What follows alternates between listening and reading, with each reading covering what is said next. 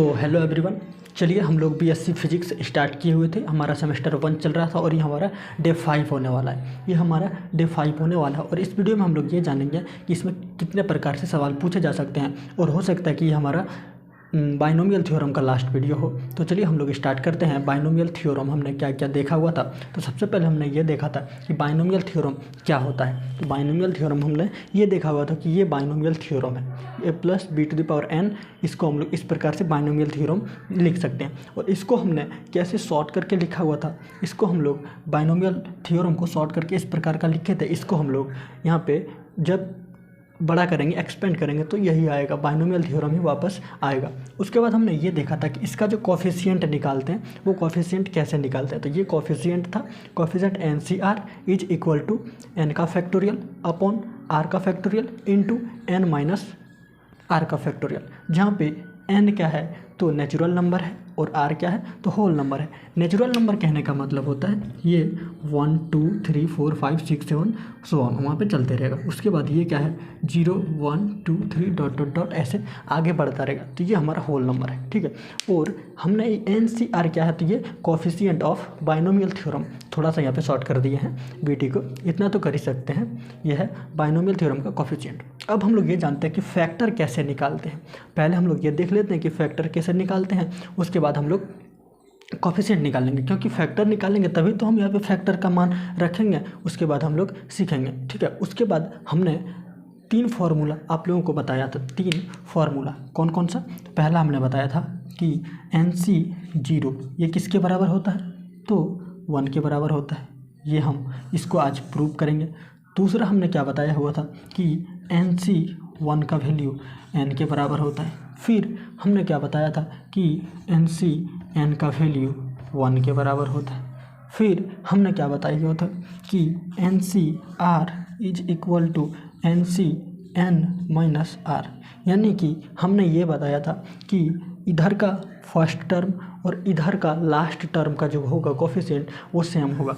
ये चारों आज हम लोग प्रूव करेंगे। तो आज के वीडियो में हम लोग क्या क्या जानेंगे, पहले इन चारों को प्रूव करेंगे। उसके बाद हम लोग क्या देखेंगे कि कितने प्रकार के सवाल पूछे जाते हैं, सारे सवालों को देखेंगे और आज हो सकता है कि हमारा बाइनोमियल थ्योरम ख़त्म हो जाए। उसके बाद हम लोग नेक्स्ट टॉपिक स्टार्ट करेंगे, ठीक है। तो चलिए हम लोग अब स्टार्ट करते हैं। यहाँ तक समझ में आया। तो चलिए हम लोग स्टार्ट करते हैं, अब इसको प्रूव करते हैं कि ये कैसे होता है। उसके बाद हम लोग इसका कोफिशिएंट निकालेंगे, 2-3 कोफिशिएंट निकाल लेते हैं। उसके बाद हो जाएगा, तब हम लोग आगे बढ़ेंगे और आगे हम लोग देखेंगे कैसा कैसा सवाल यहाँ से पूछा जाता है। और एक टर्म यहाँ पे जनरल टर्म पूछा जाता है, वो भी हम लोग देखेंगे। आई होप यहाँ तक आपको समझ में आया होगा कि हम नेक्स्ट क्या करने वाले हैं, कि हम लोग इन चारों को प्रूव करेंगे कि ये होता है या नहीं होता है। चलिए अभी प्रूव कर लेते हैं। क्यों प्रूव करें, चलिए।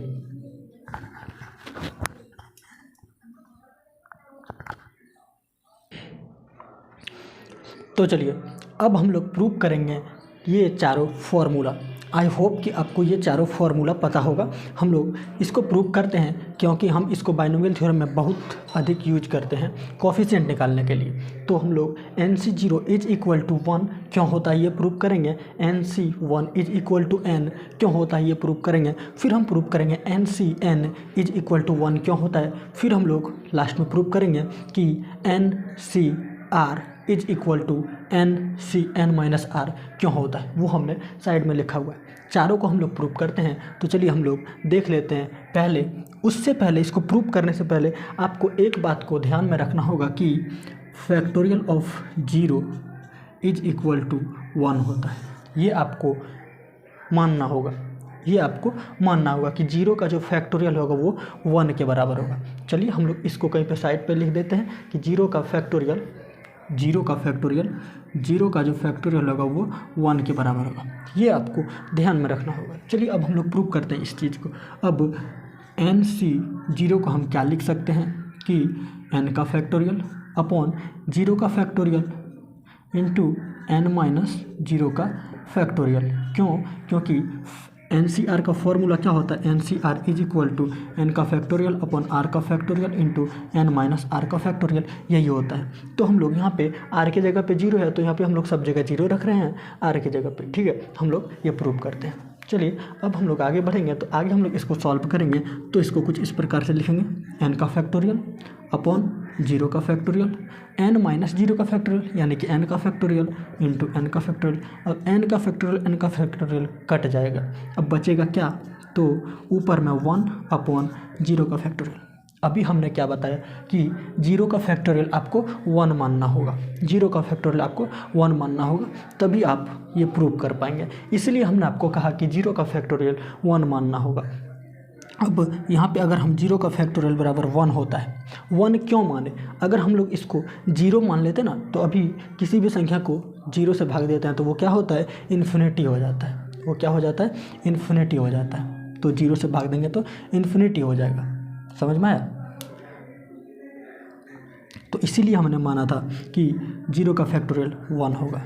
तो अब यहाँ पे क्या आया, 1 अपॉन 0 का फैक्टोरियल। हमने क्या बताया कि 0 का फैक्टोरियल का आपको 1 मानना होगा, इसलिए हमने आपको 0 का फैक्टोरियल 1 मानने के लिए बताया था। अब यहाँ पे जब हम लोग 1 का वैल्यू रखेंगे यहाँ पे, तो क्या हो जाएगा, 1 अपॉन 1 इज इक्वल टू 1 से 1 को भाग देंगे तो 1 होगा, इसलिए हमने यहाँ पे 0 का फैक्टोरियल 1 आपको मानने के लिए कहा था। तो हमने ये प्रूव कर दिया कि NC 0 का वैल्यू 1 के बराबर होता है। चलिए नेक्स्ट हम लोग प्रूव करते हैं NC 1 का वैल्यू n के बराबर होता है या नहीं। आई होप कि आपको मैंने यहाँ पे क्या किया ये समझ में आया होगा। हमने यहाँ पे क्या किया कि NC 0 जहाँ पे 0 हमने रखा है r के जगह पे, तो हम लोग जहाँ जहाँ फॉर्मूले में r होता है वो फॉर्मूले में हमने r रख दिया। ये फार्मूला क्या है, तो हमने NCR का जो फार्मूला पढ़ा था, NCR का फार्मूला n का फैक्टोरियल अपॉन r का factorial into n minus r का फैक्टोरियल, वो हमने यहाँ पे लिखा है। ठीक है, चलिए आगे बढ़ते हैं, इसको हम लोग प्रूव करते हैं। इसमें हम लोग NC1 को हम लोग आगे लेके चलेंगे, तो n का फैक्टोरियल अपॉन क्या हो जाएगा, तो ये 1 का फैक्टोरियल इंटू n माइनस 1 का फैक्टोरियल, 1 अपॉन 1 का फैक्टोरियल इंटू n माइनस 1 का फैक्टोरियल। चलिए अब आगे बढ़ते हैं, तो n का फैक्टोरियल जो है इसको हम लोग लिख सकते हैं n इंटू n माइनस 1 का फैक्टोरियल। क्यों लिख सकते हैं ये हम लोग आगे बताएंगे, इसको प्रूव करने के बाद बताएंगे कि n माइनस 1 क्यों लिख सकते हैं। अपॉन 1 का फैक्टोरियल तो 1 ही हो जाएगा, इंटू n माइनस 1 का फैक्टोरियल, n माइनस 1 का फैक्टोरियल। अब बताइए कि ये कटेगा कि नहीं। अब क्या हो गया, n अपॉन 1 भाग देंगे तो n आएगा, यानी कि हमने ये प्रूव कर दिया कि NC1 is equal to n। क्यों हुआ, तो हमने यहाँ पे देखिए क्या किया, यहाँ पे थोड़ा समझिए आप, यहाँ पे समझिए कि n फैक्टोरियल को हमने n इंटू n माइनस 1 क्यों लिखा। ये क्यों लिखा हम लोग नेक्स्ट इसके बाद जानने वाले हैं कि हमने क्यों लिखा ये। ठीक है, चलिए अब हम लोग इसको प्रूव कर दिए, तो आगे बढ़ते हैं। हमने जब इसको कट कर दिया तो n डिवाइड करेंगे 1 से तो n ही होगा। चलिए आगे बढ़ते हैं हम लोग इसको प्रूव करने के बाद। अब इसको प्रूव करते हैं, इसको हम लोग NCN प्रूव करेंगे तो ये 1 होगा कि नहीं। चलिए NCN इज इक्वल टू 1 हमें प्रूव करनी है, तो उसके लिए हम क्या करेंगे, चलिए n का फैक्टोरियल अपॉन n का factorial into n minus n का फैक्टोरियल। अब बताइए n और n कटेगा, क्या बचेगा, वहाँ 0 बचेगा, तो n का फैक्टोरियल अपॉन n का फैक्टोरियल इंटू 0 का फैक्टोरियल। अभी n का फैक्टोरियल कटेगा, बचेगा क्या, तो 1 अपॉन 0 का फैक्टोरियल, 1 अपॉन 0 का फैक्टोरियल।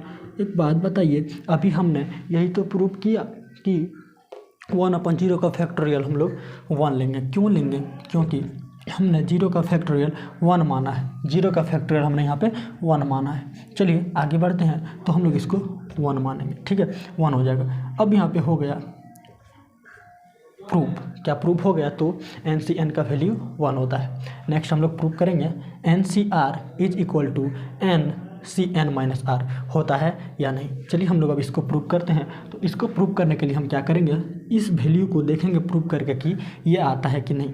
चलिए हम लोग लिखेंगे NCN minus R is equal to ये होता है या नहीं। तो इसको हम लोग क्या करेंगे, देखिए ये n माइनस R किसके जगह पे है, तो R के जगह पे है, तो फॉर्मूला लगाएंगे n का फैक्टोरियल अपन r का फैक्टोरियल होता है, r के फैक्टोरियल की जगह पे क्या है यहाँ पे, तो हम लोग n माइनस r का फैक्टोरियल इंटू क्या लिखते थे, n माइनस यहाँ पे जो रहता था उसका फैक्टोरियल, तो n माइनस r यहाँ पे नहीं दिख रहा है। तो हम इसको क्या करते हैं, अलग से प्रूव करते हैं। पहले इसको हम लोग मिटा देते हैं, ठीक है। हम लोग इसको अभी प्रूव करते हैं, ठीक है। यहीं पे प्रूव कर लेते हैं कि ये होता है कि नहीं। तो हम इसको प्रूव करेंगे, N C N minus R is equal to होता है कि नहीं एन माइनस आर को प्रूव करेंगे और देखेंगे कि ये एन सी आर के बराबर होता है या नहीं। अगर ये होगा तो हम लोग इसको अब नेक्स्ट आने वाले सवालों में भी यूज करेंगे और इससे हम लोग आसानी से कोफिशिएंट निकालना सीखेंगे। चलिए अब आगे बढ़ते हैं और यहाँ पे हम लोग लिखेंगे एन का फैक्टोरियल अपॉन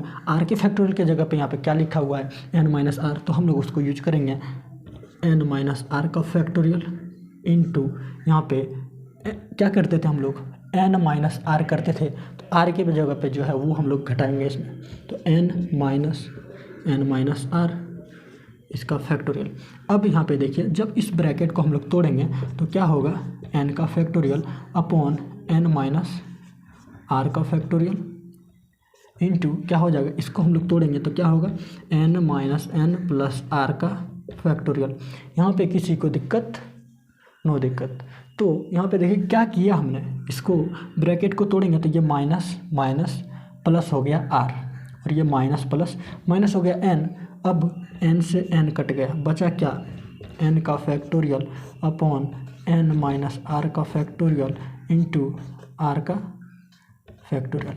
बताइए ये किसके बराबर है, तो एन सी आर के बराबर है। क्यों, हमने फॉर्मूला पढ़ा हुआ कि एन सी आर क्या होता है, एन का फैक्टोरियल अपॉन आर का factorial into N minus R का फैक्टोरियल। तो हमने ये भी प्रूव कर दिया, ये भी प्रूव कर दिया। यहाँ पे थोड़ा समझिए हमने यहाँ पे किया क्या, देखिए N C N minus R को हम यहाँ पे प्रूव करेंगे तो हम लोग इस प्रकार से लिखेंगे, जहाँ पे भी हम लोग आर यूज करते थे आर के जगह पे हम लोग एन माइनस आर यूज कर लेंगे और हम लोग सॉल्व करेंगे।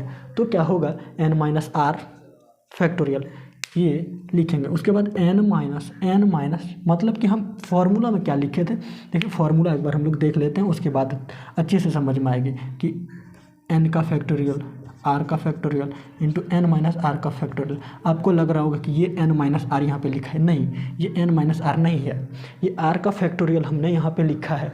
आर के जगह पे यहाँ पे एन माइनस आर है, इसीलिए हमने यहाँ पे यूज किया है एन माइनस आर का फैक्टोरियल इंटू एन माइनस, यहाँ पे हमने यूज किया है एन माइनस आर का फैक्टोरियल, ठीक है। ये हमने यूज किया, ये आपको समझ में आना चाहिए। यहाँ पे हमने इसीलिए ये किया है। उसके बाद हम लोग इसको सॉल्व करेंगे, ये कटेगा, कट गया। उसके बाद बचा क्या, ये बचा एन माइनस आर का फैक्टोरियल इंटू आर का फैक्टोरियल। और शुरू में ही हमने बताया कि फॉर्मूला क्या होता है एन सी आर का, कि एन का फैक्टोरियल अपॉन आर का factorial into N minus R का फैक्टोरियल। बताइए ये आर का फैक्टोरियल इधर लिखा है या इधर लिखा है, क्या फ़र्क पड़ता है, यहाँ पे इधर है।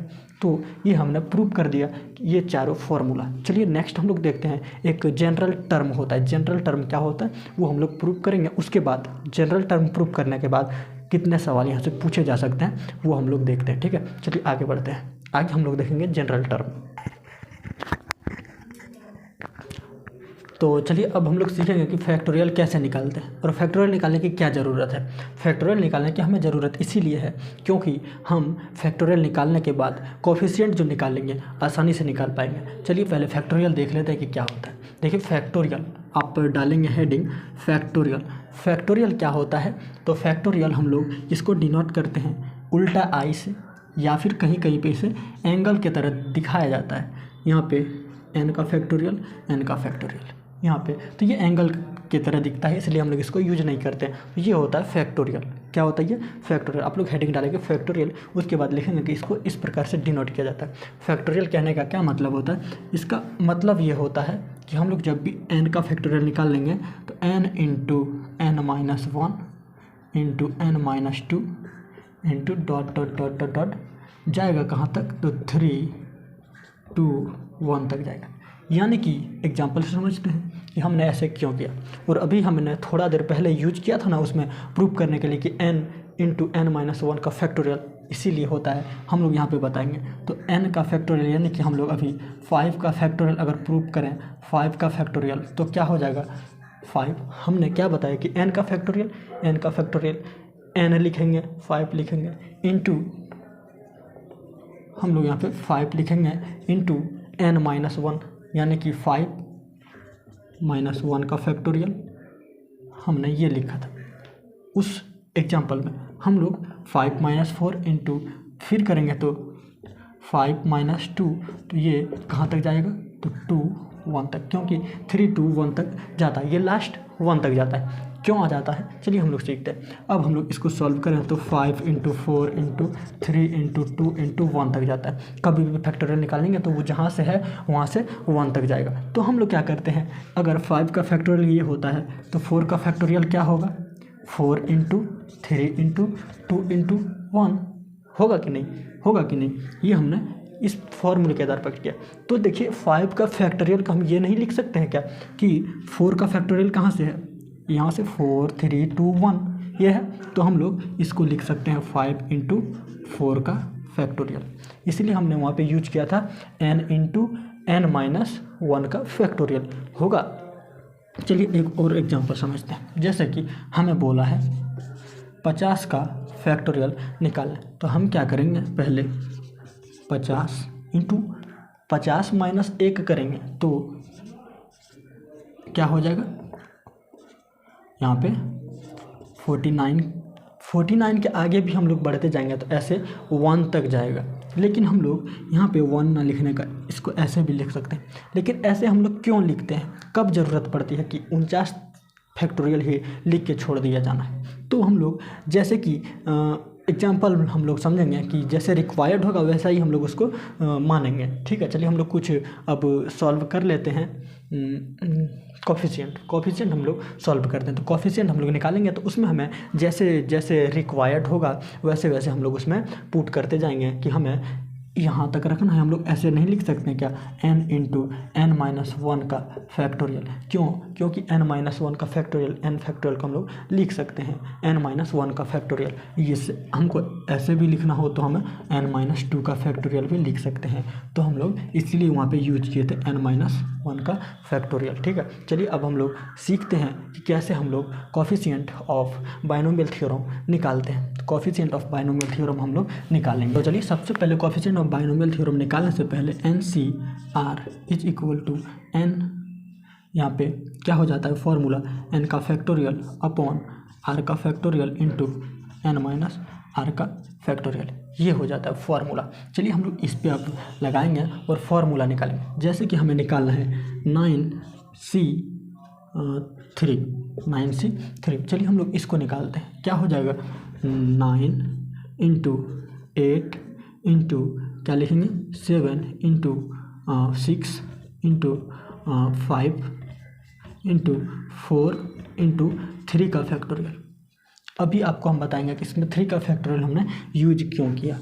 चलिए अभी हम लोग अब r का फैक्टोरियल यानी कि 3 का फैक्टोरियल इंटू n - r यानी कि 9 - 3 करेंगे तो 6 का फैक्टोरियल।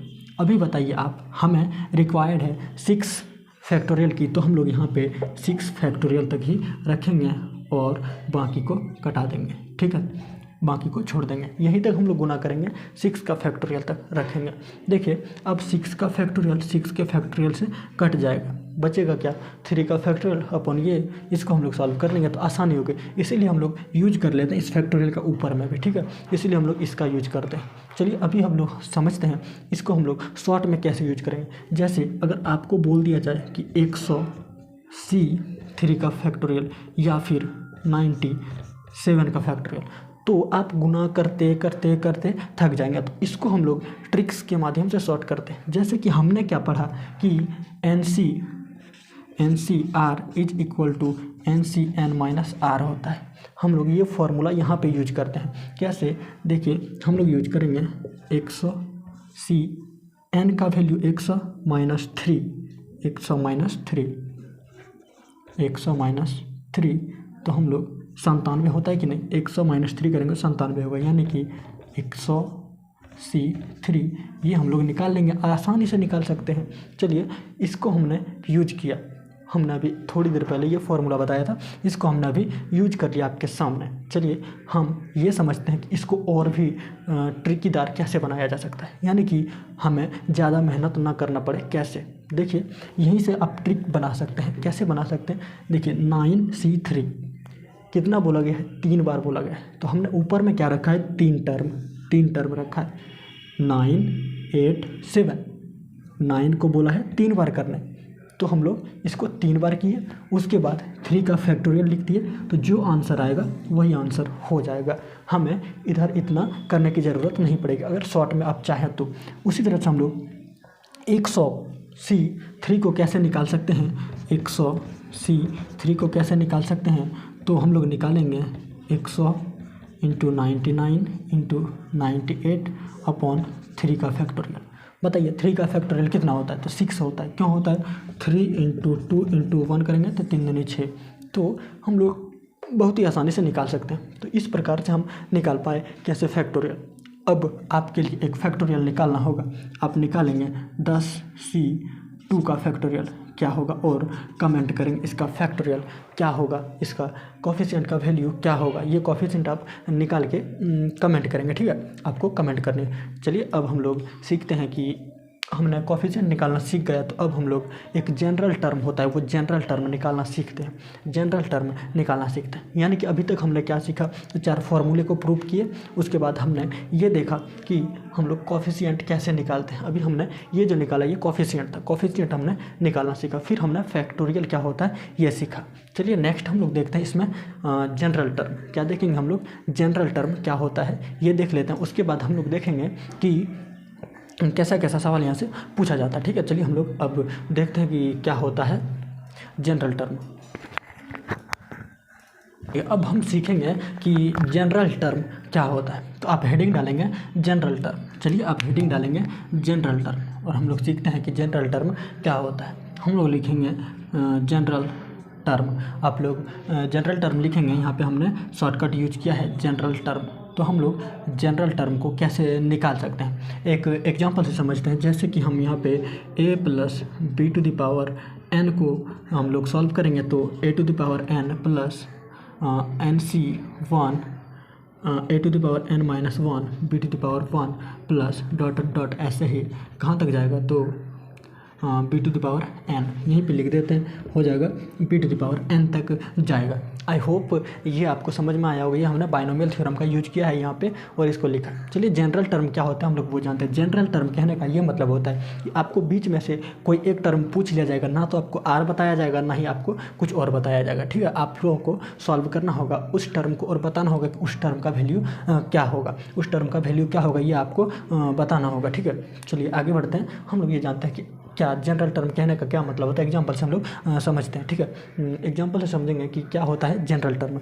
जनरल टर्म कहने का मतलब होता है जैसे कि आपसे पूछ लिया जाएगा, ये इक्वेशन दिया हुआ है और आपसे पूछ लिया जाएगा कि इसका 4th टर्म क्या होगा, इसका 4था टर्म क्या होगा ये बताइए। आपको सिर्फ ये इक्वेशन दिया होगा a + b⁴n और इसको सॉल्व करना होगा और आपको 4था टर्म बताना होगा। तो आप इसको बिना सॉल्व किए आप कैसे 4था टर्म का वैल्यू बता सकते हैं वो आपको जानना होगा, ठीक है। जैसे कि एग्जाम्पल के लिए समझते हैं कि 1 × 1 + x⁴n है, इसका 4th टर्म क्या होगा वो बताइए।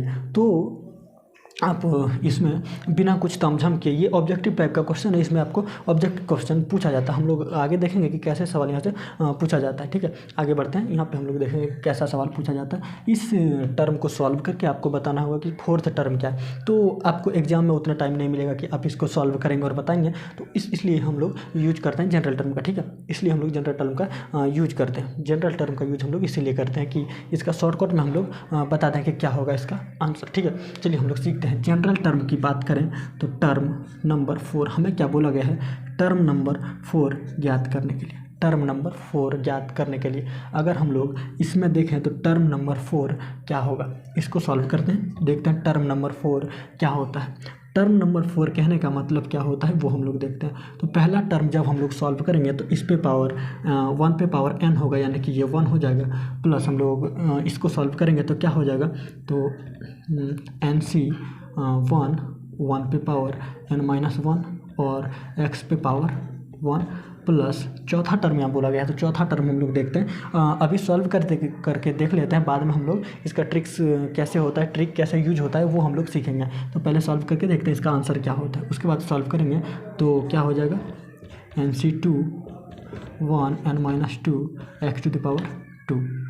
फिर आगे बढ़ेंगे तो first term, second term, third term और 4th टर्म क्या हो जाएगा, nc3 1 पे power n-3 x to the power 3 ये हो जाएगा। तो अभी देखिए चौथा टर्म ये निकला, तो इतना टाइम दे के आप सिर्फ जो पूछा है वो बताना है, तो आप इतना सॉल्व करेंगे क्यों? फालतू का टाइम तो देना आपको है नहीं एग्ज़ाम में, और आपको उतना आंसर लिखने के लिए उतना टाइम नहीं मिलता है सवाल एग्ज़ाम में, तो एग्ज़ाम में उतना टाइम नहीं मिलेगा। तो इसके लिए हम लोग जनरल टर्म का यूज करते हैं। हमसे पूछा गया है कि चौथा टर्म बताइए, इस सवाल में चौथा टर्म क्या होगा, चौथा टर्म क्या होगा, हमें फोर्थ टर्म पूछा गया, यानी कि टर्म नंबर 4 में हमें आर का वैल्यू पता रहेगा तब तो हम निकाल पाएंगे कि चौथा टर्म क्या होगा। देखिए चौथा टर्म फर्स्ट, सेकेंड, थर्ड और यह है फोर्थ टर्म। अगर आप ध्यान से देखें तो फोर्थ टर्म में आर की वैल्यू क्या है, 3 है कि नहीं। फोर्थ टर्म में आर की वैल्यू 3 है, यानी कि चौथे टर्म को हम क्या लिख सकते हैं, 3 + 1, यानी कि ये 3 हमने क्या देखा कि आर की वैल्यू है, इसलिए हम लोग लिख सकते हैं TR + 1 हमारा चौथा टर्म हो जाता है। तो यही हमारा जनरल टर्म होता है। जनरल टर्म का formula TR + 1 = NCR A⁻n-r B⁻r। ये हमारा होता है जनरल टर्म का फॉर्मूला। कैसे आया ये आई होप कि समझे होंगे आप कि कैसे आया हमें। जैसे कि हमें बोला गया है पाँचवां टर्म, यानी कि हमें आर का वैल्यू नहीं दिया है, पाँचवां टर्म निकालना है, तो हम यहाँ से आर की वैल्यू 4 + 1 = 5 होता है, तो हम लोग आर की वैल्यू 4 ले सकते हैं। ठीक है, हम लोग जनरल टर्म का इस तरह से यूज करते हैं। एक एग्जांपल से हम लोग यहाँ पे समझे कि कैसे हो सकता है, जनरल टर्म क्या हो सकता है। तो ये जो फॉर्मूला ये जनरल टर्म का है, तो आई होप कि यहाँ पर आप समझे होंगे। ठीक है, चलिए अब हम लोग नेक्स्ट देखते हैं कि इसमें कैसा कैसा सवाल पूछा जा सकता है, इसमें कैसा कैसा सवाल पूछा जा सकता है, यानी कि हम देखेंगे कि इसमें पूछे जाने वाले सारे क्वेश्चंस यहाँ पे कैसे कैसे पूछे जा सकते हैं। ठीक है, चलिए आगे बढ़ते हैं। इसका आप स्क्रीनशॉट लेना चाहे तो ले सकते हैं। आगे हम लोग देखेंगे कि कैसा कैसा क्वेश्चन इसमें पूछा जाता है। तो चलिए अब हम लोग ये जानेंगे कि बाइनोमियल थ्योरम से कौन कौन सा सवाल आपसे पूछा जा सकता है। बाइनोमियल थ्योरम से कौन कौन सा सवाल आपसे पूछा जा सकता है। अभी तक हमने जो सीखना था वो सीख लिया। अब हम लोग ये बनाएंगे, कुछ सवाल को सॉल्व करेंगे और देखेंगे कि कौन कौन सा सवाल आपसे पूछा जाएगा। तो हम लोग क्या जानेंगे कि पूछे जाने वाले क्वेश्चंस क्या क्या है, यानी कि इससे क्या क्या क्वेश्चंस पूछे जा सकते हैं वो हम लोग देखेंगे। तो इसमें 2 टाइप के सवाल आपसे पूछे जाते हैं। कौन कौन सा? तो पहला आपसे पूछा जाएगा कांस्टेंट ज्ञात कीजिए और दूसरा पूछा जाएगा कोफिशिएंट ज्ञात कीजिए। तो हम लोग पहले जानेंगे कोफिशिएंट।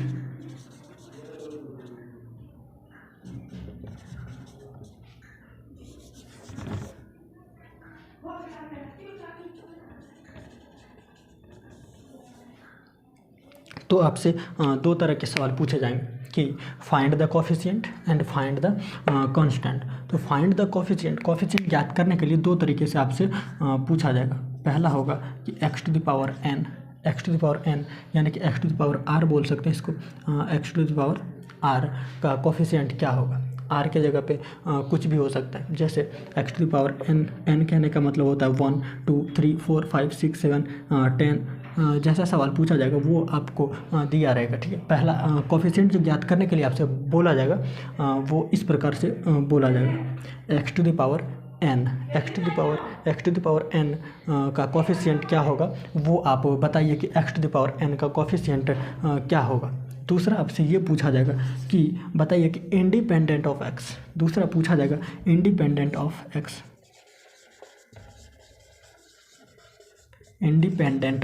x। आपसे एक सवाल दे दिया जाएगा, उसके बाद आपसे पूछा जाएगा कि इंडिपेंडेंट ऑफ x बताइए कौन कौन सा है। इसका मतलब होता है कि ऐसा टर्म जिसमें x नहीं हो, तो उसको हम लोग इंडिपेंडेंट ऑफ x बोलते हैं। जैसे कि एग्जाम्पल से हम लोग समझेंगे x⁴n का कहने का मतलब होता है कि एक टर्म आपको दे दिया जाएगा कि 2 - x को सॉल्व कीजिए इसकी पावर 6 और बताइए कि x² का कोफिशिएंट क्या होगा या फिर x³ का कोफिशिएंट क्या होगा। तो इसको सॉल्व करके आप बताएंगे कि x² का कोफिशिएंट क्या होगा या फिर x³ का कोफिशिएंट क्या होगा, ये आपको बताना है। ये ऑब्जेक्टिव टाइप के क्वेश्चन आता है, आपको पूछा जाएगा कि इसका क्या होता है कोफिशिएंट, वो बताइए। दूसरा आपसे क्या पूछा जाएगा कि इंडिपेंडेंट ऑफ एक्स, यानी कि जिसमें एक्स नहीं हो, जिसमें एक्स ना हो। जैसे कि एग्जांपल से समझेंगे कि 2/x minus 3x to the power 7 है। तो आप ये बताइए कि इसमें इंडिपेंडेंट ऑफ एक्स कौन सा टर्म होगा। इंडिपेंडेंट ऑफ एक्स टर्म कहने का मतलब होता है कि इसका जो पावर होगा वो समान जब होगा तो उसमें एक्स नहीं होगा। क्यों नहीं होगा? जैसे कि हम इस पे 6 लेते हैं और इसको सॉल्व करते हैं। हम लोग इसको जब सॉल्व करते हैं तो क्या करते हैं, इसको गुना करते हैं, इन दोनों को गुना करते हैं और जो कोफिशिएंट होता है उनको गुना करते हैं। जैसे कि इसमें हम अगर सॉल्व करें, इसको सॉल्व करें तो 6 3 और 2x पे पावर 3 हो जाएगा इंटू माइनस 3x का क्यूब हो जाएगा। तो जब क्यूब होगा तो यहाँ पे भी क्यूब होगा तो x खत्म हो जाएगा और यहाँ पे भी क्यूब होगा तो x खत्म हो जाएगा। यानी कि ऐसा टर्म बताइए जिसमें x ना हो, यानी कि कोफिशिएंट आपको बताना होगा। तो कोफिशिएंट से आपको 2 प्रकार का सवाल पूछा जाएगा, जिसमें कि x to the power n का कोफिशिएंट बताइए या फिर इंडिपेंडेंट ऑफ x बताइए। उसके बाद आपसे पूछा जाएगा कांस्टेंट का वैल्यू ज्ञात करने के लिए। कांस्टेंट का वैल्यू आपको 2 प्रकार से पूछा जा सकता है। पहला, आपको एक सवाल दे दिया जाएगा, उसमें आपको कांस्टेंट दिया रहेगा कि मतलब जैसे कि एक एग्जांपल से समझते हैं। आपसे यहाँ पे दिया रहेगा कि 2 - ax का वैल्यू पावर 7, इसको सॉल्व कीजिए और ये बताइए कि a का वैल्यू कितना है। a का वैल्यू कितना है कब? जब आपको कुछ टर्म दे दिया रहेगा और कुछ उसमें दिया रहेगा और a का वैल्यू आपसे पूछ लिया जाएगा, तो इसमें आपको कांस्टेंट ज्ञात करना होगा। और कभी कभी आपसे 2 टर्म दिया रहेगा, जैसे कि x to the power n।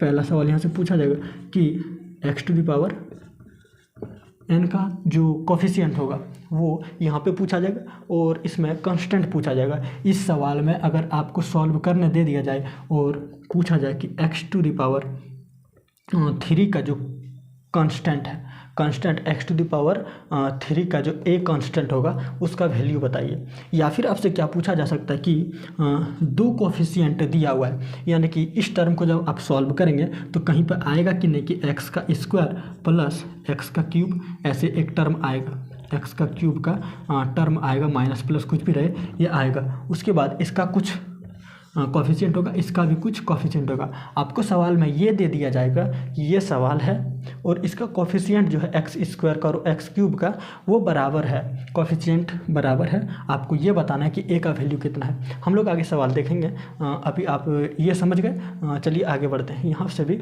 2 सवाल पूछा जाएगा आपसे। उसके बाद आपसे पूछा जाएगा कि जनरल टर्म आप फाइंड कीजिए। जनरल टर्म तो हमने अभी आपको बताया कि जनरल टर्म कैसे फाइंड करते हैं। जैसे कि आपसे यहाँ पे पूछा जाएगा कि चौथा टर्म का वैल्यू बताइए, या फिर दे दिया जाएगा इस सवाल में कि x प्लस 3a। इसमें आप बताइए कि चौथे टर्म में a का वैल्यू क्या होगा। चौथे टर्म में a का वैल्यू क्या होगा जब चौथा टर्म का जो कोफिशिएंट है वो 20 के बराबर होगा, यानी कि किसी संख्या के बराबर होगा। तो आप बताइए कि क्या होगा। इस प्रकार का सवाल आपसे पूछा जाएगा। चलिए हम लोग अब सवाल देखते हैं। कुछ इसी प्रकार का सवाल हम लोग करेंगे, ठीक है। तो सबसे पहले हम लोग कोफिशिएंट निकालेंगे, फिर इंडिपेंडेंट ऑफ एक्स निकालेंगे, उसके बाद हम लोग इसका देखेंगे, उसके बाद हम लोग एक जनरल टर्म का भी देख लेंगे और तब बाइनोमियल थ्योरम का जो सवाल होता है वो सारा खत्म हो जाएगा। उसके बाद हम लोग नेक्स्ट क्लास में नया टॉपिक स्टार्ट करेंगे। नया टॉपिक हम लोग क्या स्टार्ट करेंगे तो बाद में देखेंगे। पहले हम लोग ये देख लेते हैं कि इसको कैसे बनाते हैं, ठीक है। चलिए स्टार्ट करते हैं हम लोग कोफिशिएंट निकालना, ठीक है। कोफिशिएंट निकालना हम लोग सीखेंगे। बात समझ में आई? तो चलिए हम लोग अब आगे बढ़ते हैं कि कोफिशिएंट कैसे निकाला जाता है। कोफिशिएंट कैसे निकाला जाता है किसी टर्म का, वो हम लोग देखते हैं, ठीक है। तो चलिए ये सवाल यहाँ पे दिया हुआ है। Find the coefficient of x square and x cube in the expansion of 2 - x to the power 6। इसको हमें एक्सपेंड करनी है। उसके बाद हमें ये बताना है कि एक्स स्क्वायर और एक्स क्यूब का कोफिशिएंट क्या होगा। तो हम लोग इसको पूरा एक्सपेंड करने के वजह हम लोग क्या करेंगे, जो सवाल में पूछा गया सिर्फ वही आपसे ऑप्शन में दे दिया जाएगा कुछ भी और पूछा जाएगा कि ये सवाल का जो जवाब है वो क्या होगा। तो इसको हम लोग एक्सपेंड करेंगे 2 - x टू द पावर 6 को हम लोग एक्सपेंड करके देखेंगे कि एक्स स्क्वायर और एक्स क्यूब का वैल्यू क्या होगा। यानी कि एक्स स्क्वायर और एक्स क्यूब यहाँ पे करें तो एक्स स्क्वायर कब होगा जब r की वैल्यू 2 होगा, r की वैल्यू 2 होगा, और 3 कब होगा तो जब r की वैल्यू 3 होगा। यानी कि r की वैल्यू 2 और 3 करेंगे तो हमारा आंसर निकल जाएगा। तो हम लोग क्या करेंगे, डायरेक्ट निकालेंगे कि क्या होगा इसका कोफिशिएंट। तो चलिए हम लोग इसको निकालते हैं कि क्या होगा इसका कोफिशिएंट। तो हम लोग निकालेंगे 6c2 को निकालेंगे तो क्या हो जाएगा, इसका पावर 6 2 पे पावर 4, यानी कि हम लोग क्या करते हैं 6 माइनस r की वैल्यू यानी कि 4 और फिर माइनस x पे पावर हो जाएगा 2, उसके बाद एक्स क्यूब निकालेंगे यानी कि 6c3 और 2 पे पावर 3 इंटू माइनस एक्स पे पावर 3 हो जाएगा, ये हो जाएगा। ठीक है, अब इसको हम लोग सॉल्व करते हैं। इसको सॉल्व करेंगे तो 6c2 को हम लोग कैसे शॉर्ट में निकालते हैं, तो 6 इंटू 5, क्योंकि यहाँ पे 2 बार लिखा गया, तो 6 इंटू 5 इंटू 2 इंटू 1 ये करेंगे। उसके बाद 2 पे पावर 4 को हम लोग लिख सकते हैं 2 पे पावर 3, क्यों, एक पावर यहाँ से कटेगा तो यहाँ पे 3 हो जाएगा। ठीक है, एक पावर खत्म हो गया। उसके बाद एक्स स्क्वायर हम लोग लिख देंगे, एक्स स्क्वायर। जब इसको हम लोग सॉल्व करेंगे तो ये 240 एक्स स्क्वायर आ जाता है, 240 एक्स स्क्वायर आ जाता है। इसको आप सॉल्व करके देखेंगे अपने से 240 आ जाता है। तो हमारा एक्स स्क्वायर का कोफिशिएंट क्या हो गया, तो 240 हो गया। उसके बाद हम लोग अब इसको सॉल्व करेंगे 6c3, इसको हम लोग क्या लिख सकते हैं, 6c3 को 6 इंटू 5 इंटू 4 3 बार करेंगे क्योंकि नीचे में 3 लिखा गया। उसके बाद 3 इंटू 2 इंटू 1 करेंगे। उसके बाद 2 पे पावर 3 है तो एक 2 से एक 2 कटेगा तो यहाँ पे 2 पे पावर 2 हो जाएगा। उसके बाद इसका क्यूब करेंगे तो माइनस एक्स का क्यूब हो जाएगा, यानी कि माइनस रहेगा। और इसको हम लोग जब सॉल्व करेंगे तो 3 दूनी 6 हो जाएगा, 3 दूनी 6 हो जाएगा। तो इसको जब हम लोग सॉल्व करेंगे तो ये क्या हो जाएगा, तो इसको सॉल्व करें तो माइनस 160 एक्स का क्यूब हो जाता है। तो आपसे पूछा क्या गया है, आपसे पूछा यह गया है कि एक्स स्क्वायर का कोफिशिएंट और एक्स क्यूब का कोफिशिएंट क्या होगा वो बताइए। तो हम लोग यहाँ पे क्या लिख सकते हैं, the coefficient of x square and x cube are क्या है, तो 240 एंड माइनस 160 हम लोग ये लिख सकते हैं। तो ये हमारा आंसर है। चलिए हम लोग नेक्स्ट सवाल देखते हैं कि क्या होता है। ये सवाल आप खुद से भी बना सकते थे, ऐसा ही हमने आपको समझा दिया। ठीक है, चलिए find the coefficient of x square and x cube in the expansion of x minus x 2 minus x to the power 6। तो अभी हम लोग अब क्या निकालेंगे कि इसका जो पूछा जाएगा, अब फाइंड द कोफिशिएंट में से हमें एक सवाल और पूछा जाता है कि find the independent of x, term independent of x. चलिए हम लोग अब उसको सॉल्व करते हैं। टर्म इंडिपेंडेंट ऑफ एक्स का सवाल कैसा पूछा जा सकता है, हम लोग उसको सॉल्व करते हैं और देखते हैं कि उसका क्या सवाल हो सकता है। ठीक है, चलिए हम लोग आगे बढ़ते हैं। यहाँ तक समझ में आए तो स्क्रीनशॉट ले सकते हैं। चलिए आगे बढ़ते हैं हम लोग। तो ये हमसे दूसरा सवाल पूछा गया है कि find the term independent of x in the expansion of 2 by x minus 3x to the power 6। इसको सॉल्व करना है, उसके बाद हमें बताना है कि टर्म इंडिपेंडेंट ऑफ एक्स क्या होगा। तो चलिए हम लोग इसको सॉल्व करेंगे और बताएंगे टर्म इंडिपेंडेंट ऑफ एक्स। इसका मतलब होता है कि इसका इंडिपेंडेंट ऑफ एक्स का मतलब होता है कि जिस टर्म में एक्स ना हो वो हमें बताना है। ठीक है, चलिए हम लोग इसको अब सॉल्व करते हैं। 2/x minus 3x to the power 6। इसको अगर सॉल्व करेंगे तो ऐसा कौन सा टर्म होगा जिसमें इंडिपेंडेंट ऑफ एक्स आएगा, यानी कि x और x कट जाएगा। किस टर्म में x और x कट जाएगा और बिना x वाला टर्म बनेगा, बिना x वाला टर्म बनेगा।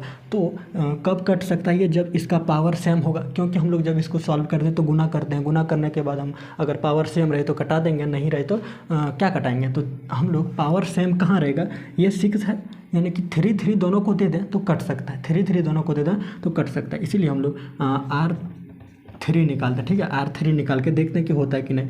तो हम लोग क्या निकालेंगे, 6c3 जब हम लोग याद करेंगे 6c3 इंटू क्या हो जाएगा, इस पे पावर 3 2/x पे पावर 3 इंटू माइनस 3x पे पावर 3। अब इसको हम लोग जब सॉल्व करेंगे 6c3 को हमने क्या बताए थे, 6 5 इंटू 4 लिखेंगे, 3 इंटू 2 इंटू 1 लिखेंगे। उसके बाद हम लोग इसको लिख सकते हैं 8/x cube into minus 27x cube.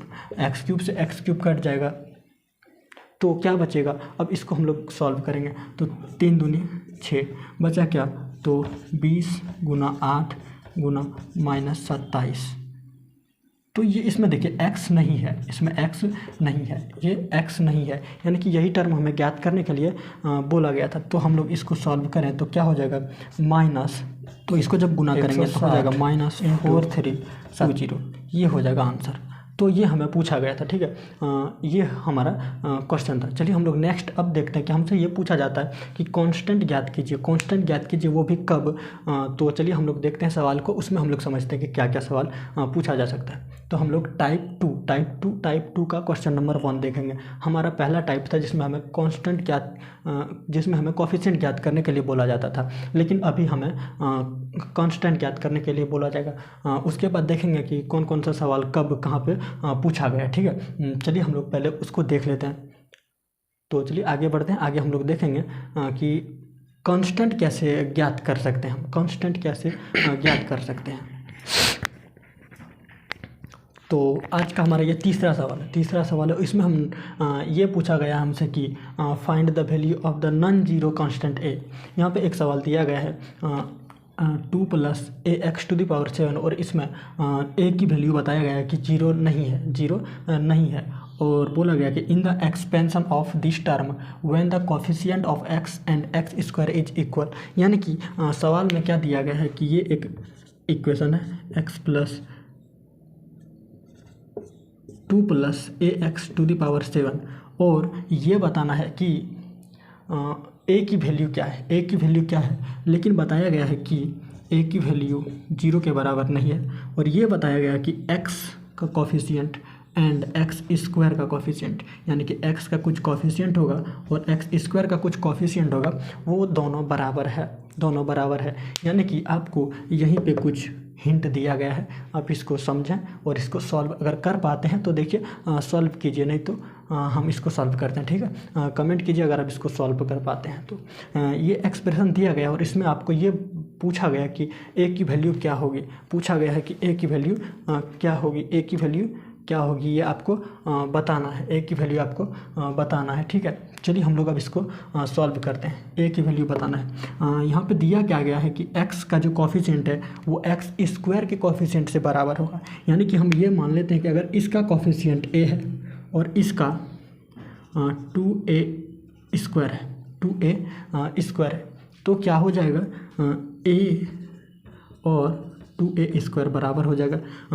सवाल में यही दिया गया है कि इसका कोफिशिएंट और इसका कोफिशिएंट बराबर है। इन दोनों, अगर ये दोनों बराबर है तो a से a कट जाएगा, बचेगा क्या 1 = 2a, यानी कि a = 1/2 होगा कि नहीं। तो चलिए हम लोग इसको सॉल्व करेंगे और देखेंगे कि सवाल में यही दिया गया है, इसको आप भी सॉल्व कर सकते हैं, ये दिया गया है, ठीक है। तो उम्मीद करते हैं कि आपको समझ में आया होगा कि हमने यहाँ पे क्या बताया कि यहाँ पे दिया गया है x का कोफिशिएंट और x² का कोफिशिएंट दोनों बराबर है, यानी कि x का जो गुणांक है और x² का जो गुणांक है वो दोनों बराबर है। तो आप बताइए कि a की वैल्यू क्या होगी। तो हमने ये माना कि a की, अगर x की कोफिशिएंट a है और x² की कोफिशिएंट 2ax² है। क्यों x² है? क्योंकि x का स्क्वायर है, इसलिए हमने यहाँ पे a का स्क्वायर इसीलिए माना है, ठीक है। हमने ज़्यादा कुछ नहीं किया। यहाँ पे आप a भी मान सकते हैं, लेकिन a नहीं होगा क्योंकि इस पे स्क्वायर करेंगे तो इस पे भी स्क्वायर होगा। चलिए हम लोग अब सॉल्व करते हैं। हमें x और x² पूछा गया है। x कहने का मतलब है कि r की वैल्यू 1 और r की वैल्यू 2 हमें निकालना है। तो r की वैल्यू जब 1 और 2 रखेंगे तो क्या होगा, चलिए हम लोग सॉल्व करते हैं। तो हमें पूछा गया 7c1 रखेंगे तो 2 पे पावर 6 इंटू ax पे पावर 1 होगा। इसको सॉल्व करेंगे तो nc1 की वैल्यू n के बराबर होती है इंटू 2 पे पावर 6 इंटू ax। यानी कि हमसे क्या बताया गया है कि ये जो है ये टर्म बराबर है 7 इंटू 2 पे पावर 6 इंटू a बराबर है किसके, तो x² का जो कोफिशिएंट होगा, तो x² का कोफिशिएंट क्या होगा हम लोग वो निकालते हैं। तो nc2 हम लोग निकालेंगे, nc2 निकालेंगे।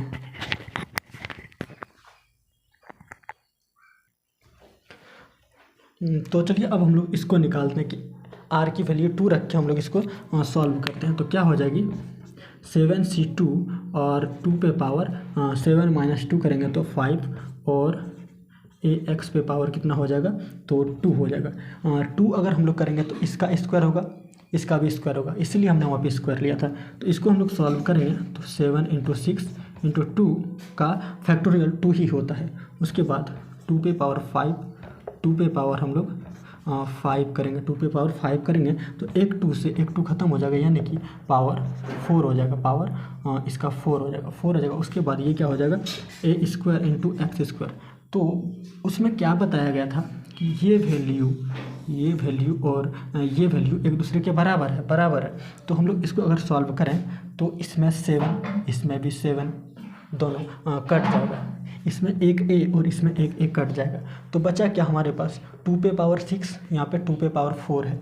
तो इसमें भी अगर हम कटाएं तो 2 पे पावर 2 बचेगा, यानी कि 4 इज इक्वल टू किसके है 6 a के। अब कटाएंगे तो 2 और ये 3 a, यानी कि a बराबर हमारा क्या निकल गया, a बराबर निकल गया 2/3। आप इसको सॉल्व करके देखेंगे a बराबर 2/3 होगा। ये आंसर हमारा निकल गया, ये आंसर निकल गया। चलिए अब और एक सवाल हम लोग देखते हैं कि उसमें क्या पूछा जाएगा। जब आपको x टू द पावर, जैसे कि इसी सवाल में देखिए x टू द पावर 5 का जो होगा कोफिशिएंट क्या होगा वो बताना था। तो हमने कोफिशिएंट भी निकालना सीख लिया और कांस्टेंट का वैल्यू क्या होगा वो निकालना है, तो हमने वो भी सीख लिया कांस्टेंट का वैल्यू कैसे निकालते हैं।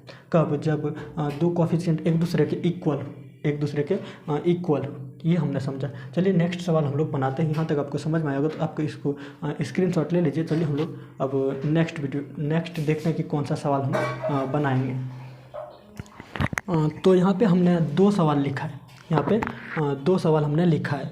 ये आप स्क्रीनशॉट लेंगे, इसका पहले स्क्रीनशॉट लेंगे, उसके बाद बताएंगे कि क्या करना है इसका। पहले स्क्रीनशॉट लेंगे।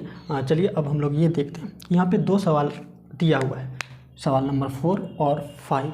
तो 4 नंबर का सवाल ये आपको खुद से बनाना है। इसमें लिखा क्या है, write down the first 4th term in the ascending the power of x of the expansion of a minus x to the power 5। हमने ये सवाल यहाँ पे आपके लिए क्यों दिया है, क्योंकि इसमें यूज होगा, इसका यूज होगा। इसको जब हम लोग एक्सपेंड करेंगे तो उसका यहाँ पे हम लोग यूज करेंगे। जब उसको हम लोग एक्सपेंड करेंगे तभी हम लोग इसको बना पाएंगे कि हम यहाँ पे क्या कर रहे हैं, ये आपको समझ में आएगा। तो जब हम लोग इसको एक्सपेंड करेंगे तो इसका आंसर क्या होगा वो हम अभी बता देते हैं। आपको एक्सपेंड खुद से करना है, उसके बाद हम लोग देखते हैं कि इसमें क्या कहा गया है। तो इसमें कहा गया है 1 माइनस ax इंटू इसका जो हम लोग एक्सपेंड करेंगे, इसको हम लोग जब एक्सपेंड करेंगे तो क्या हो जाएगा, यहाँ पे कुछ टर्म आएगा, उसके बाद एक टर्म आएगा माइनस 10 a क्यूब, तो यहाँ पे प्लस हो जाएगा जब ये प्लस इतना और x का स्क्वायर, ये टर्म आएगा। उसके बाद एक टर्म आपको मिलेगा माइनस 10 a का स्क्वायर एक्स का क्यूब, ये टर्म आएगा, फिर कुछ ऐसे आएगा।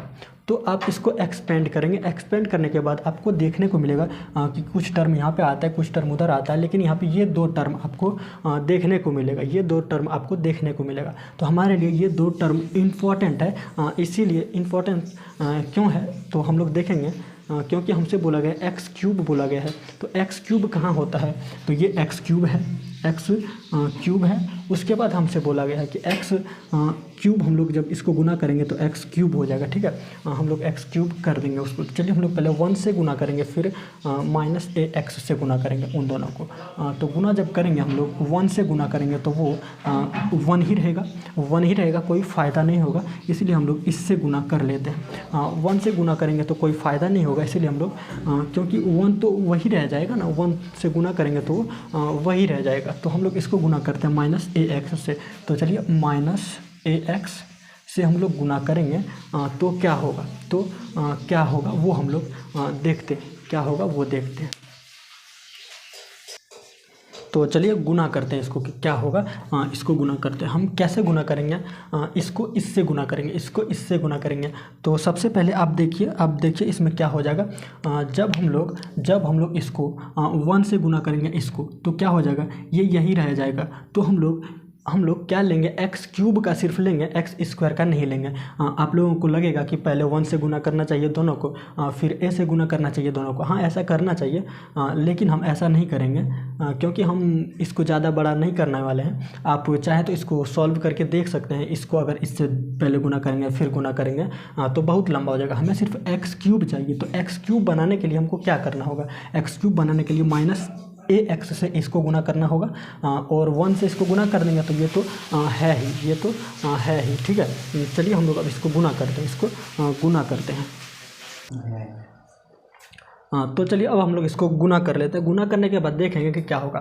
तो हमने आपको क्या समझाया कि हम इसको ज़्यादा गुना नहीं करेंगे, क्योंकि ज़्यादा करेंगे तो हमारा पूरा टर्म आ जाएगा, लेकिन हमको पूरा टर्म की ज़रूरत नहीं है। हमको ज़रूरत सिर्फ एक्स क्यूब वालों की है। तो एक्स क्यूब बनाने के लिए इसको क्या करना होगा कि उस टर्म को लेना होगा जिसमें ये गुना हो जाए इससे।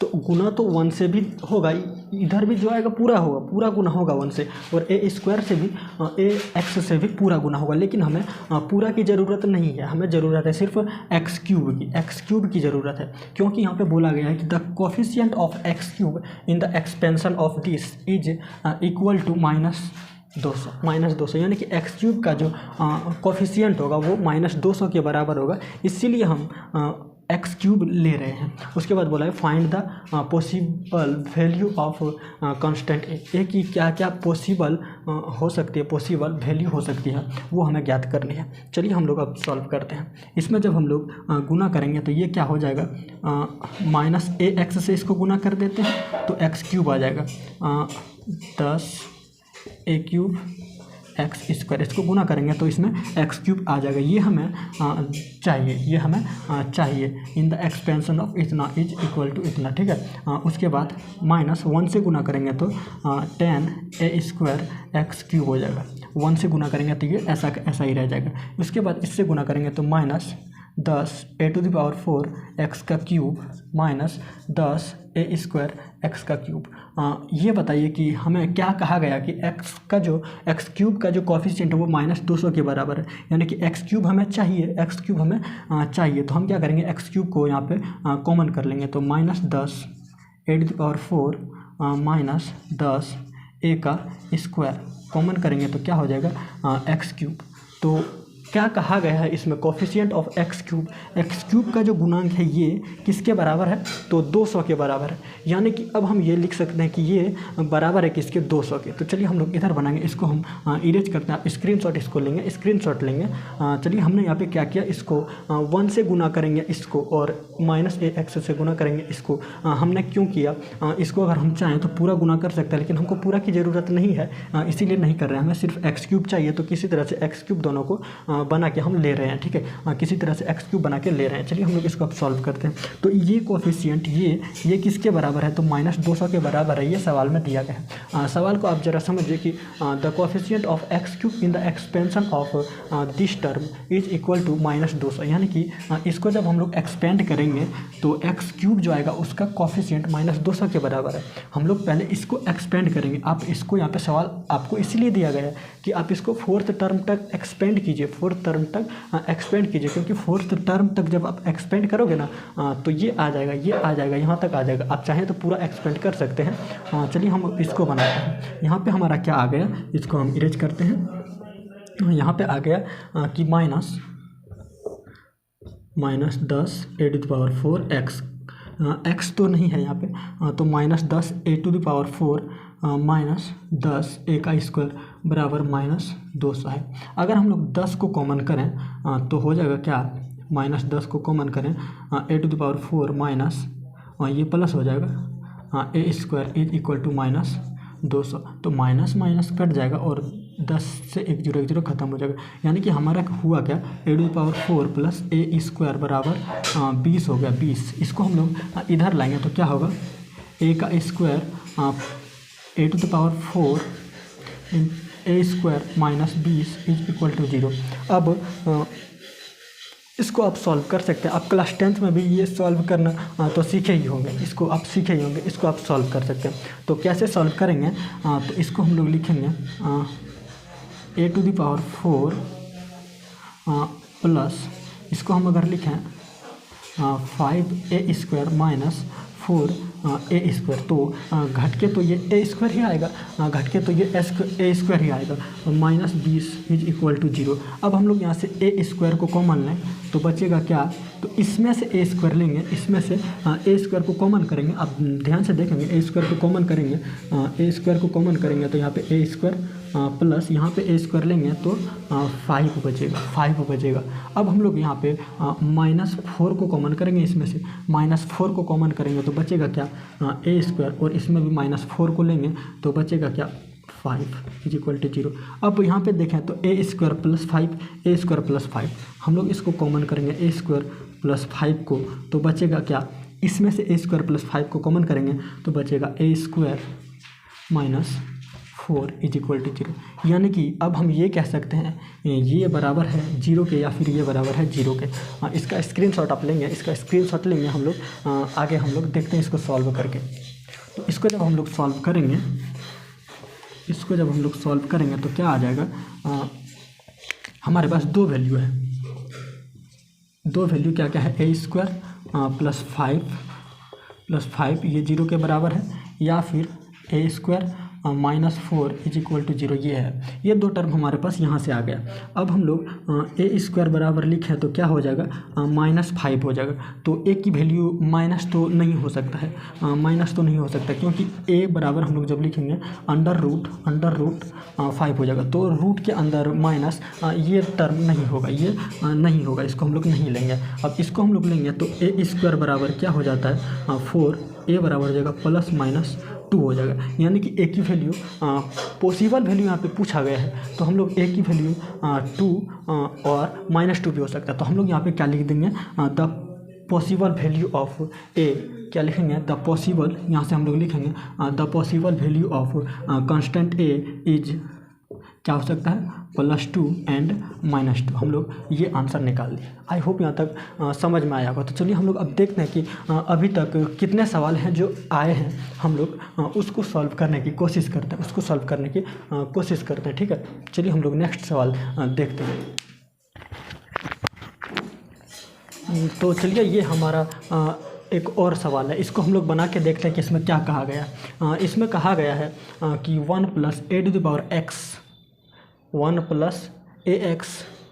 a⁴n है, और उसका यहाँ पे एक्सपेंड करके दिया हुआ है कि ये है। तो हमें a और n की वैल्यू बतानी है, यानी कि यहाँ पे दिया गया है a + ax⁴n। इसको हमें ये दिया गया है और बताया गया है कि ये इसको सॉल्व करेंगे तो ये आएगा। तो इसका a और n का वैल्यू हमें ज्ञात करनी है। a और n की वैल्यू हम लोग कैसे ज्ञात करेंगे, तो हम लोग इसको एक्सपेंड करेंगे। यहाँ पे 3 टर्म दिया गया है, फर्स्ट, सेकंड और थर्ड, 3 टर्म दिया गया है। तो हम लोग क्या करेंगे, 3 टर्म को हम लोग इसको सॉल्व करेंगे। तो पहला टर्म को जब सॉल्व करेंगे तो ये तो 1 ही आएगा। दूसरा टर्म सॉल्व करेंगे तो क्या हो जाएगा, NC1, उसके बाद इस पे पावर कुछ भी करो तो ये 1 ही आता है, इस पे पावर 1 आ जाएगा, यानी कि ax आ जाएगा। ये ax के बराबर होगा, ये nax होगा, क्योंकि NC1 = n, हमने ये प्रूव भी किया, तो चलिए, और नेक्स्ट टर्म इसका क्या हो जाएगा, तो NC2, उसके बाद इस पे पावर n- कुछ भी करें इस पे पावर तो ये 1 ही होता है, उसके बाद इस पे पावर 2 हो जाएगा, यानी कि ax का स्क्वायर हो जाएगा, ये हो जाएगा। इस पे पावर n-2 करेंगे तो वही होगा।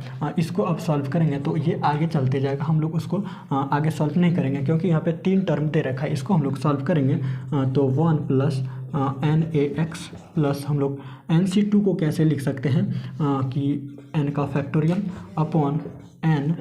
अपॉन 2 का फैक्टोरियल, हम लोग 2 का फैक्टोरियल इंटू n-2 का फैक्टोरियल, ये हम लोग लिख सकते हैं। उसके बाद हम लोग आगे क्या लिखेंगे, ax का स्क्वायर हम लोग इसको लिख सकते हैं।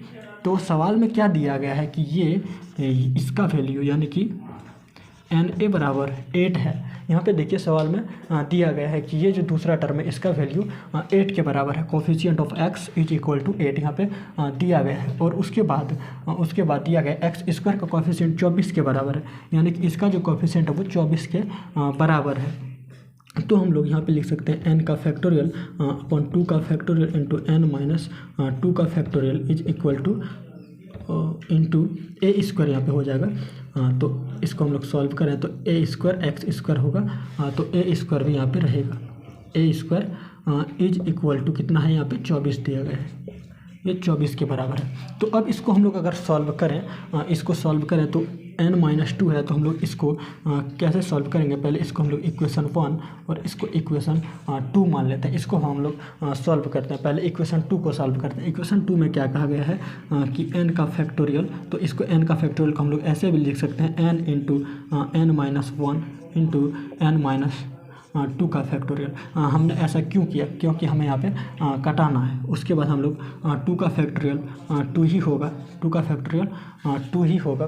उसके बाद आगे बढ़ते हैं, तो आगे हम लोग क्या लिखेंगे n-2 का फैक्टोरियल, तो ये दोनों कट जाएगा। तो बचा क्या n इंटू n-1 बटे 2 इंटू ए बचा। तो हम लोग a से इसको गुना करेंगे तो क्या हो जाएगा, इसको a से गुना करेंगे तो हो जाएगा n(a) into n-1 upon 2 is equal to 24। किसके बराबर है, तो 24 के बराबर है। तो ये इक्वेशन नंबर 2 को हम लोग सॉल्व कर रहे हैं, इक्वेशन नंबर 2 को सॉल्व कर रहे हैं। तो यहाँ पे हो जाएगा 24 दूनी 48, 24 दूनी 48 हो जाएगा। इसको हम लोग यहाँ पे लिख देंगे 48 हो गया। अब इसको हम लोग जब सॉल्व करेंगे तो n(a) की वैल्यू हमने इक्वेशन 1 में क्या माना है, तो 8 माना है, तो हम लोग यहाँ पे 8 रख सकते हैं।